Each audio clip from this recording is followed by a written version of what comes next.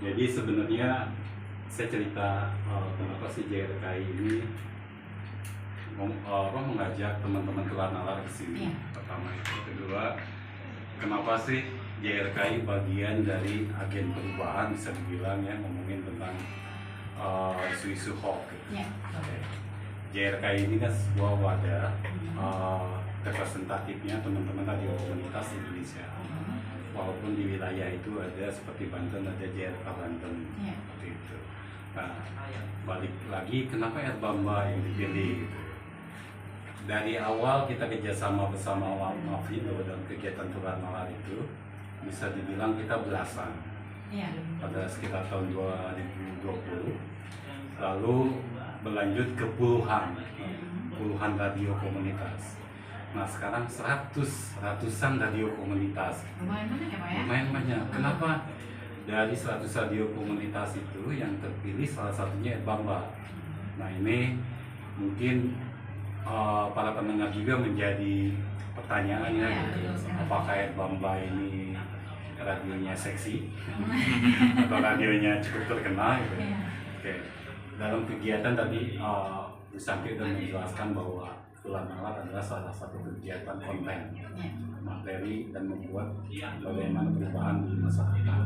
Nah, radio komunitas ini kan kalau diumpamakan sebuah kayak mangkuk. Mangkuk itu mau wadah itu mau diisi bakso, mau diisi mie, itu siap. Begitu juga artinya radio ini mau ngomongin tentang isu hoax kita harus siap. Isu tentang kesehatan kita harus siap. Isu tentang apapun harus siap. Nah, dalam 100 radio ini hanya 4 radio komunitas lah yang terpilih yang kita kunjungi. Itu yang dari sudah terpilih dan maksudnya yang sudah bekerja sama gitu Pak? Semua 100 radio ini bekerja sama, cuman yang mendapatkan visit lah kunjungannya. Mungkin di tahun ini kita punya kesempatan di 4 radio komunitas. Pertama kita berkunjung di Banyuwangi, waktu itu ke Radio Planet Banyuwangi, lalu ke Cisewu Garut, lalu ke Radio MMC di Boyolali pada minggu kemarin ya, bulan kemarin ya Santi ya guys. Nah sekarang di Erbamba. Yang keempat nih Pak. Betul. Nah kenapa pilihannya Erbamba? Saya sebenarnya beberapa kali sudah menulis tentang Erbamba, dari mulai Tongkat dari Masinam, cerita-cerita Kang Maman, dan terbukti. Bahkan terakhir saya menulis bahwa merekomendasikan radio Erbamba ini menjadi radio yang cukup ideal, radio yang menjadi percontohan di Indonesia. Pada saat itu mendapat piagam atau mendapat penghargaan dari Kominfo di tahun ini juga sama. Nah, apa yang menjadi pilihannya? Jadi Erbamba itu kalau ngomongin paradigma radio komunikasinya sudah terjadi di sini. Partisipatifnya itu terjalin. Betul. Di era digital ini kita masih ada radio komunitas pendengarnya sangat peduli terhadap keberlanjutannya radio.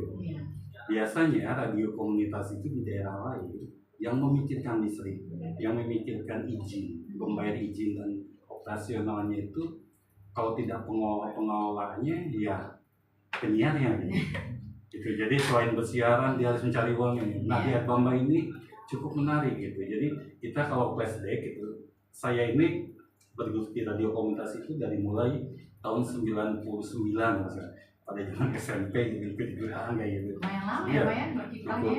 Pertama ini radio apa ada di daerah saya, di Cibangku sana gitu. Akhirnya ternyata kita pingin ada mic itu ada sumbangan dari masyarakat.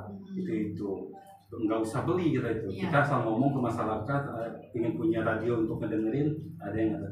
Nah ini terjadi di era digital, di era medsos ini, di Erbamba sini. Bahkan tadi saya, apakah Kang Maman ini hanya sekedar omongan pada saat ditelepon gitu, pada saat WA sama saya, ternyata terbukti pada saat saya main kesini dibawa, terlihatlah dipajang berapa nilai, walaupun besar kecilnya itu relatif, pendengar itu menyumbang gitu untuk bagaimana membayar IPP, ISR.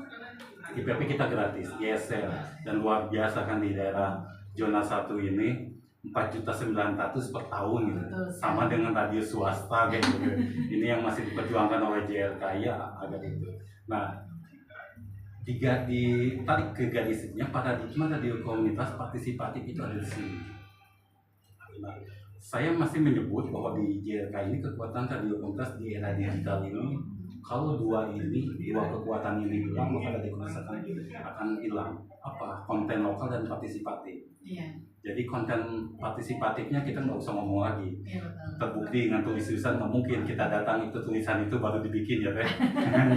Itu pertama partisipatif dan datang dari pendengarnya dari mana-mana. Kelihatan gerobaknya. Itu nggak tahu tulisan kapan itu, makanya tadi saya zoom gitu. Kalau yang baru bikin mungkin masih bersih gitu tulisannya. Kedua, konten lokal.